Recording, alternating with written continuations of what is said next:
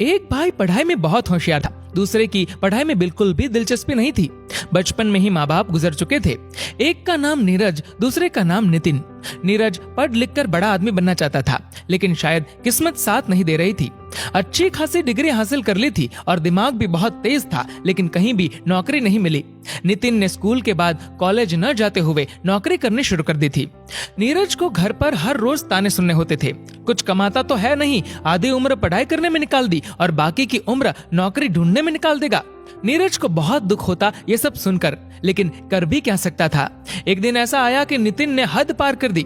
वो भूल गया था कि वो अपने भाई से बात कर रहा है। नितिन ने कहा, तू मेरे कमाए हुए पैसों पर पल रहा है।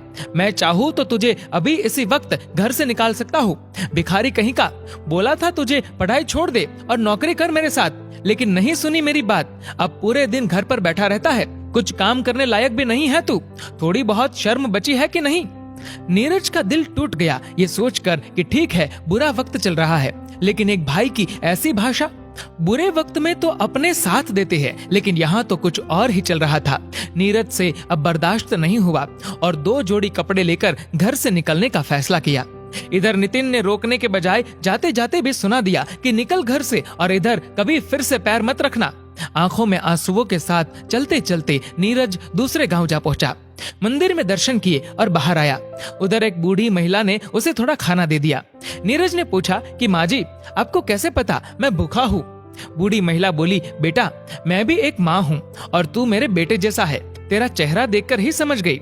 नीरज ने अपनी कहानी उस महिला को सुनाई। महिला बोली, बेटा तू पढ़ा लिखा है ना, एक काम कर, हमारे गांव में शिक्षक नहीं है, तू इस गांव के बच्चों का गुरु बन जा। नीरज तो सोचने लगा कि भविष्य में नौकरी मिले न मिले, इधर कम से कम 2 वक्त की रोटी तो मिल ही जाएगी। गांव वालों ने पूरे सम्मान के साथ एक घर दिया और खाना तो बूढ़ी माँ ले आती थी। अब मन में वो भाव नहीं थे कि पैसे कमाकर जिस भाई ने घर से धक्का मारा है उस भाई को मुंह तोड़ जवाब देना है, लेकिन भाव ये थे कि अब सेवा करनी है और मेहनत करनी है। शिक्षक के तौर पर इतनी मेहनत की कि आसपास के शहर से बच्चे नीरज के पास पढ़ने के लिए आने लगे। शहर वाले अच्छी खासी ट्यूशन फीस दे देते थे। धीरे धीरे ये कारवा बढ़ता गया, फीस भी आती गई, बच्चे भी पढ़ लिख कर होशियार होते गए। आखिर वो दिन आ गया जिसका नीरज को इंतजार था।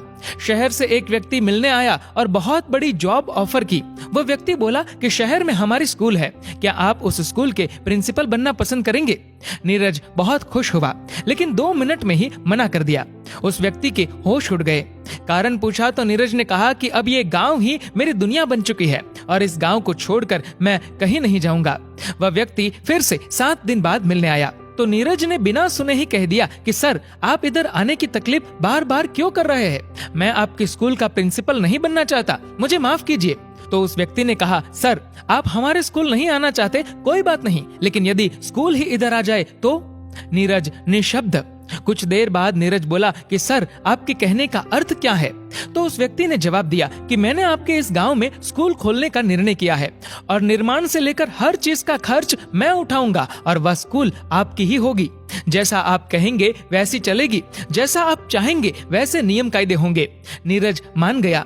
1 साल में बहुत बड़ा स्कूल बन गया और दूर दूर से बच्चे आने लगे। अनेक राज्यों से बच्चे आए। नीरज ने सोचा भी नहीं था कि ऐसा सब कुछ हो जाएगा। उस गांव में कई लोगों को नौकरी भी मिली। नौकरी की तलाश में कई लोग आसपास के गांव से आने लगे। नीरज सभी को कुछ न कुछ काम देने लगा। एक दिन एक गरीब व्यक्ति आया और स्कूल के मैनेजर से नौकरी के लिए बात की। नीरज उस वक्त कोई काम से बाहर गया हुआ था। मैनेजर ने उस व्यक्ति से बात की और सब जानकारी ले ली। ज्यादा पढ़ाई नहीं की हुई थी तो उसे क्लर्क की नौकरी दे दी।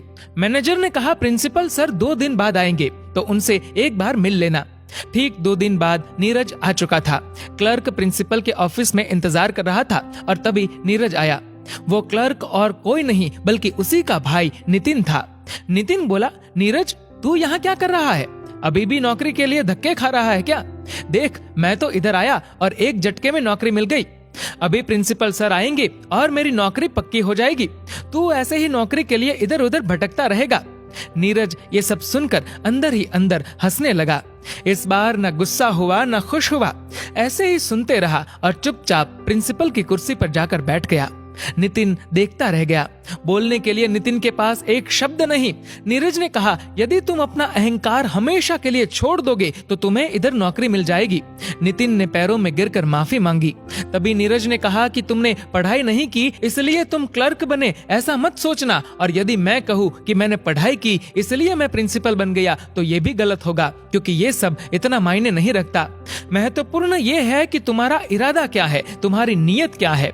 नौकरी के साथ साथ नितिन को एक बहुत बड़ी सीख भी मिली कि अहंकार का फल हमेशा बुरा ही होता है।